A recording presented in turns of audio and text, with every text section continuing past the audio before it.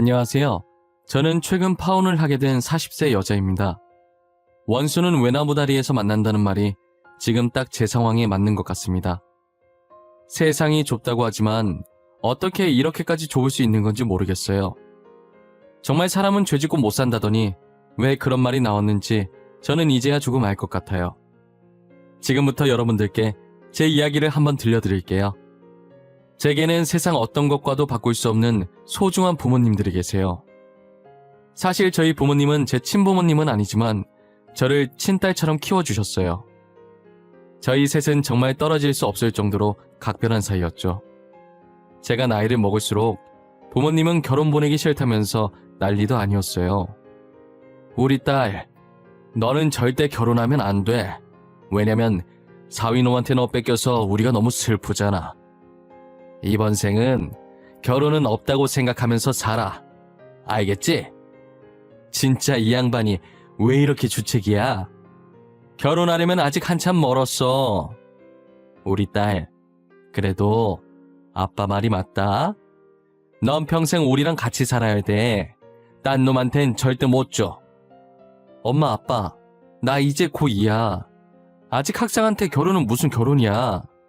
둘 다 너무 앞서 나가는 거 아니야? 20살 금방 온다. 20살 되면 그때부터 시간이 순식간에 지나간다니까? 꼬부랑 할머니가 된다고 해도 넌 우리랑 살아야 돼.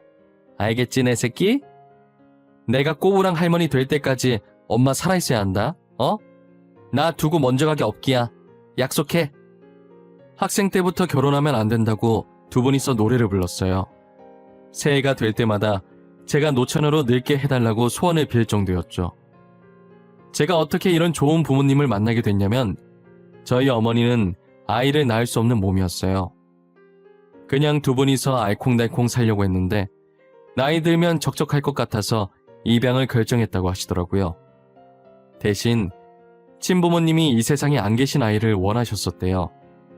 친부모가 살아있는 아이면 나중에 친부모 찾아서 갈 수도 있으니까요. 제가 친부모님 두 분 다 어릴 때 돌아가셔서 보육원에 맡겨진 아이였거든요. 그래서 부모님께서는 고민도 하지 않고 저를 입양하기로 하셨어요. 당시 아버지께서 사업을 크게 하셔서 꽤나 잘 살았었어요. 저는 아버지 사업 때문에 왜 아들이 아니라 딸을 입양하셨을까 생각했는데 두 분 다 아들보다는 애교가 많고 싹싹한 딸을 더 좋아하셨다고 하더라고요. 덕분에 저는 먹고 싶은 거 다 먹고 하고 싶은 거 다 하면서 부족함 없이 컸어요.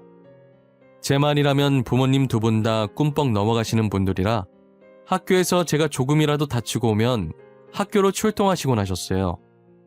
제가 넘어져서 다친 거라고 괜찮다고 해도 아이들이 다치지 않도록 주의 부탁드린다고 말하고 오셨죠.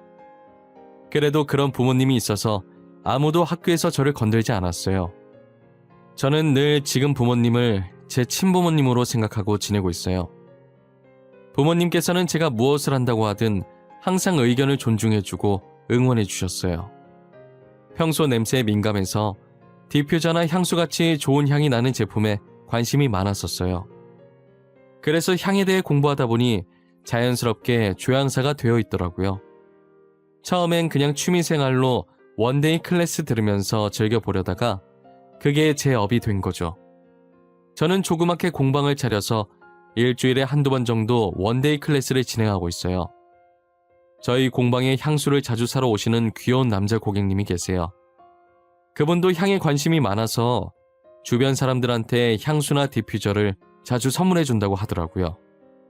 한동안 구매만 하시다가 직접 만들어보고 싶다고 해서 원데이 클래스 신청을 하셨더라고요. 클래스 신청하신 이후로는 클래스 하는 날에만 공방에 오셨었어요. 진짜 특이한 게 그분은 항상 제 공방에 올 때마다 꽃을 사서 제게 주셨었거든요. 처음 꽃 받았을 땐 놀라기도 했고 한편으로는 무슨 수작인가 싶어서 경계했었어요. 그런데 자신이 꽃향기를 제일 좋아하기도 하고 다양한 꽃향기 맡으면서 더 다양한 향수 공부를 하라는 의미로 제게 선물을 해주신 거더라고요. 덕분에 제가 몰랐던 꽃향기도 알게 됐고 정말 향수를 만드는 데 도움이 돼서 너무 고마웠고 그분께 꽃 받는 게 익숙해지더라고요. 가끔 꽃을 안 사오면 괜시리 서운할 때도 있었어요. 항상 꽃다발 가져오셨었는데 오늘은 어쩐 일로 빈손이세요? 빈손으로 오신 건 처음인 것 같은데. 아, 오늘 퇴근이 조금 늦어져서 급하게 오느라 꽃을 못 샀어요. 제가 다음에 공방 올 땐 꼭 사올게요. 아니에요. 사달라는 말이 아니라 항상 꽃 들고 오시다가 빈손으로 오니까 이상했어요. 진짜 사달라는 말 아니었어요. 진짜예요. 선생님 가끔 이렇게 당황하실 때 너무 귀여우신 거 알아요? 계속 놀리고 싶게. 제가 다음엔 꼭 꽃 사올게요. 알겠죠? 진짜 안 그래도 된다니까요. 그만 놀려요. 그리고 진짜 안 사오셔도 돼요. 전 말했어요. 처음엔 자각을 못했었는데 정신 차려보니 제가 그분을 기다리고 있더라고요. 클래스 하는 날만 되면 그분은 언제 오시려나 입구만 쳐다보고 있었어요. 그런데 한동안 저희 공방에 나타나질 않으시더라고요. 혹시나 무슨 일이 생겨서 못 오시는 건가 걱정이 되더라고요. 평소 남한테 관심 없던 제가 지금 다른 사람을 걱정하고 있다는 사실에 깜짝 놀랐어요. 그렇게 그분을 못 본 지 일주일이 지났고 제가 새로 만든 향수를 정리하고 있었는데 갑자기 뒤에서 누군가가 제 눈앞에 꽃을 내밀더라고요. 클래스 하는 날이 아니라서 그분은 아닐 텐데 누가 꽃을 내민 건가 싶어서 뒤돌아봤죠. 그런데 그 귀여운 남자 고객님이 제 뒤에 서서 활짝 웃고 있더라고요. 그날 남자분께서 내민 꽃다발은 평소에 제가 봤던 것보다 훨씬 풍성했어요. 그리고는 얼굴을 붉히면서 수줍게 제게 고백을 하시더라고요. 선생님, 일주일 만에 보네요. 방금 제가 드린 꽃 이름이 뭔지 아세요? 이건 사하라 장미라는 건데 꽃말은 마지막 사랑이에요.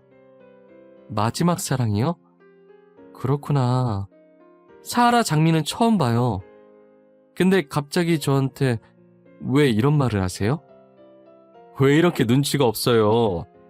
제가 지금 선생님한테 고백하는 거잖아요. 선생님, 아니, 지원씨, 저랑 진지하게 만나보실래요? 제가 지금 너무 갑작스러워서 저를 왜...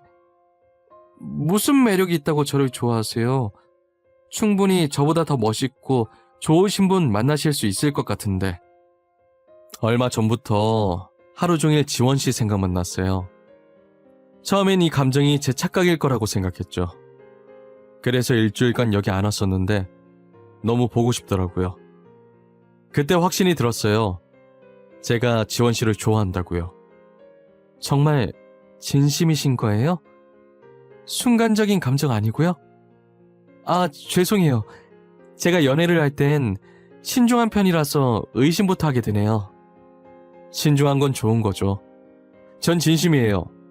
결혼까지 하고 싶을 정도로 좋아한 건 지원씨가 처음이에요. 저희 결혼을 전제로 정말 진지하게 만나보실래요? 그분의 표정을 보는데 제 눈을 피하지 않으시고 정말 진지하게 고백을 하시더라고요. 저는 그분의 진심이 느껴져서 고백을 받아주고 연애를 시작하게 되었어요. 남자친구는 예비 시아버지의 회사를 물려받고 후계자 교육을 받는 중이었어요. 저와 연애를 시작한 지 얼마 되지 않아 본격적으로 교육에 들어가서 자주 만나지를 못했어요. 그 사이에 저희 아버지는 회사를 작은아버지께 넘겨주시려고 공동대표로 올려놓고 큰일이 아니면 다 작은아버지께 처리하시고 아버지는 거의 백수 삶을 살고 계셨어요. 제가 연애한다는 건 알지만 결혼을 전제로 만나는 건 모르고 계셨었어요. 연애 중이라 말했을 때도 뒤집어지셨는데 결혼까지 생각하고 있다고 하면 그 뒤에 벌어질 일이 상상만 해도 아찔해서 말을 못했어요. 당장이라도 남자친구를 저희 집으로 불러서 두 분이서 돌아가면서 취조하실 것 같았거든요.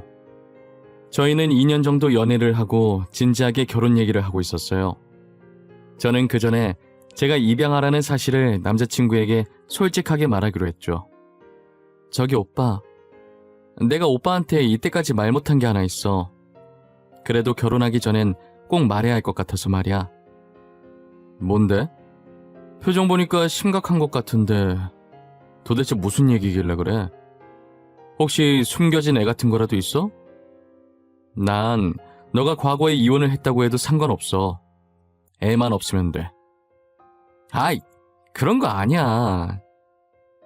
사실 지금 부모님이 내 친부모님이 아니거든. 내가 기억도 안 날 만큼 어렸을 때 친부모님이 돌아가셨어. 그런 날에 입양해 주신 분들이 부모님이시고. 그랬구나. 그런데 난 그런 거 아무 상관없어. 너 하나만 보고 결혼하려고 하는 거니까. 우리 둘만 좋으면 됐지. 그게 다 무슨 상관이야. 남자친구는 제가 입양하라는 사실에도 놀라지 않고 전혀 개의치 않는다는 듯 말하더라고요. 저는 그 모습을 보고 이 남자를 절대 놓치지 말아야겠다고 생각했었어요. 하지만 시어머니께서는 제가 입양하라는 이유로 반대를 하더라고요. 그래, 네가 우리 지안이 여자친구라고요? 내가 들어보니까 입양하라고 하던데 그게 사실인 거니? 진짜 친부모님이 안 계셔? 네, 친부모님은 돌아가셔서 안 계시고 지금 부모님들은 저를 입양해 주신 분들이에요. 하지만 저의 친부모님이라고 해도 과언이 아닌 분들이세요. 그럼 뭐해? 결국은 피 한 방울 안 섞인 남남이라는 말이잖아. 미안하지만 난 너희 결혼 허락을 못하겠구나. 그리고 양부모가 지금 백수라며? 지금까지 회사 운영하시다가 백수 생활하신 지 얼마 안 되셨어요. 결혼은 둘이 하는데 저희 부모님 직장이 왜 중요하죠? 그리고 양부모라는 말도 자제해 주셨으면 좋겠어요. 어쨌든 지금은 백수라는 말이잖아. 우리 아들은 어쩜 이렇게 사람 보는 눈이 없는지. 양부모를 양부모라고 하지 뭐라 해. 부모도 없는 고아의 당돌하기까지. 이런 며느리 들이면 나만 피곤해지겠네. 엄마 진짜 왜 그래? 예의 좀 지켜. 내가 볼 땐 지금 엄마가 하는 행동이 더 창피해. 사람 불러놓고 지금 이게 뭐하는 짓이야? 제발 그만 좀 해. 인사드리러 갔다가 예비 시어머니께 온갖 수모를 다 겪고 나오니 생각이 잠기게 되더라고요. 과연 이 결혼이 맞는 건지, 저 집안에 들어가서 버틸 수 있을지 정말 5만 가지 생각이 다 났어요. 예비 시어머니는 어떻게 알았는지 제 공방에 찾아오셨더라고요. 이렇게 쥐꼬리만한 가게 운영하고 있는 거니? 진짜 결혼하면 우리 아들 고생길이 훤하다 훤해. 나는 결혼 허락 못하니까 너가 먼저 우리 아들한테 헤어지자고 말해. 어머님 진짜 왜 그러세요? 제가 뭘 그렇게 잘못했길래 이러시는 건데요? 제가 입양하라는 사실 때문에 이러시는 거예요? 네가 범죄자의 피를 받고 태어났을지 어떻게 아니? 그리고 양부모가 백수인 것도 마음에 안 들어. 혹시 결혼해서 우리 아들한테 빨대 꽂고 살 생각인 거니? 어머님, 말씀이 지나치시네요. 저한테 고하라고 하시는 건 사실이니까 저도 상관없는데요. 저희 부모님은 건들지 말아주세요. 그분들은 어머님한테 그런 소리 들을 행동 하신 적 없으세요. 하여튼 요즘 애들은 싸가지가 없어. 부모 없는 티를 이렇게 낸다니까. 당장 우리 아들이랑 헤어져. 오늘 이후로 얼굴 마주칠 일 없게 하라고. 알겠어? 예비 시어머니께서 공방에 왔다 간 뒤로 이 결혼은 정말 아닌 것 같다는 생각이 확 들었어요. 저는 바로 남자친구에게 전화해서 헤어지자고 말했고 남자친구는 저를 붙잡았어요. 오빠, 여기까지 하자. 나 진짜 어머님 때문에 스트레스 받아서 더는 안 되겠어. 나한테 뭐라고 하시는 건 괜찮은데 왜 계속 아무 죄 없는 우리 부모님한테 뭐라 하시는 건데? 우리 엄마가 찾아갔었어? 내가 미안해. 대신 사과할게. 우리 만나서 얘기하자, 어? 내가 금방 갈게. 아니, 올 필요 없어. 더 이상 말하고 싶지 않아. 우리 이렇게 끝내는 걸로 할게. 앞으로 연락할 일 없을 거야. 잘 지내. 저희는 예비 시어머니 바람대로 헤어졌지만 남자친구가 집으로 돌아가서 초강수를 둔 것 같더라고요. 예비 시어머니한테 결혼을 허락해주지 않으면 후계자 수업도 안 듣고 집을 나가겠다고 했다는 거예요. 결국 예비 시어머니는 남자친구에게 두 손 두 발 다 들고 상견례를 하자고 하셨죠. 갑자기 상견례 날짜를 잡아오자 저희 부모님은 결혼하기엔 너무 이른 것 같다고 호들갑 떠시다가도 연애하면서 몇 번 본 적 있는 남자친구를 떠올리시더니 그 정도면 괜찮은 것도 같다고 진지하게 말하셨어요. 상견례 한다고 다 결혼하는 건 아니니까 일단 남자친구 집안 사람들도 만나보자고 하셨어요. 딱히 할 일 없던 저희가 먼저 상견례 장소에 도착해서 남자친구 식구들을 기다리고 있었어요. 기다리는 와중에도 꼭 결혼해야겠냐면서 자신들이랑 평생 같이 살면 안 되겠냐고 주책을 떠셨어요. 그런 부모님을 보고 있으니 나는 정말 사랑을 많이 받고 자란 사람이구나 싶은 생각이 들었죠. 이상하게 자꾸 울컥하면서 아직 결혼도 안 했는데 벌써부터 눈물이 나려고 하는 거예요. 그런데 예비 시어머니께서 등장하시면서 나오려던 눈물이 쏙 들어가고 말았습니다. 뒤늦게 들어오던 예비 시어머니는 저희 아버지를 보자마자 들어오지도 않고 그대로 굳으셨더라고요. 그리고 저희 부모님을 봤는데 저희 부모님도 예비 시어머니 못지않게 경직되어 있는 걸 발견했어요. 지안 엄마 왜 안 들어와? 거기서 뭐하고 서 있는 거야? 들어와서 사돈 되실 분들한테 인사해야지 못해. 안사돈께서 굉장히 낯이 익으신데 저희 예전에 어디서 본 적 있지 않으신가요? 혹시 김말순 씨 아니세요? 김말순이 누구죠? 저희 집사람 이름은 김선희인데 아무래도 사돈께서 사람을 잘못 보신 것 같네요. 그럴 리가 없습니다. 제가 사람을 얼마나 잘 기억하는데요. 특히 죄 지은 사람들이요. 김말순 씨 맞죠? 우리 집에서 일하던 아줌마 아니세요? 지안 엄마, 멀뚱히 서서 뭐 하는 거야? 뭐라고 말이라도 해봐. 사돈께서 착각하신 것 같은데 당신이 무슨 다른 사람 집에서 일을 했다는 거야? 그게 있잖아 여보. 그러니까 그게 어떻게 된 거냐면 당신 왜 말을 못해?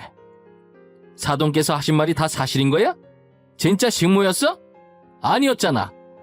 나랑 결혼할 때 당신 돈 되게 많았잖아. 근데 왜 남의 집에서 일을 해? 돈 많았겠죠. 저희 집에 있던 돈 다 들고 도망갔으니까요. 회사 자금까지 모조리 다요. 저 사람 때문에 저희 회사 망할 뻔한 거 생각하면 아직도 화가 나는데. 저희 아버지께서 어머니랑 결혼한 지 얼마 안 됐을 때 집에서 일하던 식모가 있었는데 아무도 없을 때 몰래 집에 있던 모든 돈을 들고 도망간 사건이 있었어요. 알고 보니 그때의 식모가 지금 저희 예비 시어머니였던 거예요. 예비 시어머니는 도망가서 이름도 바꾸고 훔친 돈으로 부자 행세하면서 돈 좀 있는 집안인 예비 시아버지에게 접근해 결혼을 하신 거였죠. 이 사실을 알게 된 예비 시아버지는 사람들이 쳐다보든 말든 예비 시어머니께 윽박 지르셨어요. 예비 시어머니는 꿀먹은 벙어리 마냥 아무 말도 못하고 땅만 보고 계셨죠. 이거 범죄야. 알고는 있는 거야? 당신 지금 범죄자라고. 그동안 지원이한테 고하라고 범죄자 핏줄일 줄 어떻게 아냐고 그 난리를 치더니. 뭐라고요? 사돈, 방금 뭐라고 하셨습니까? 저희 딸한테 뭐라고 했다고요?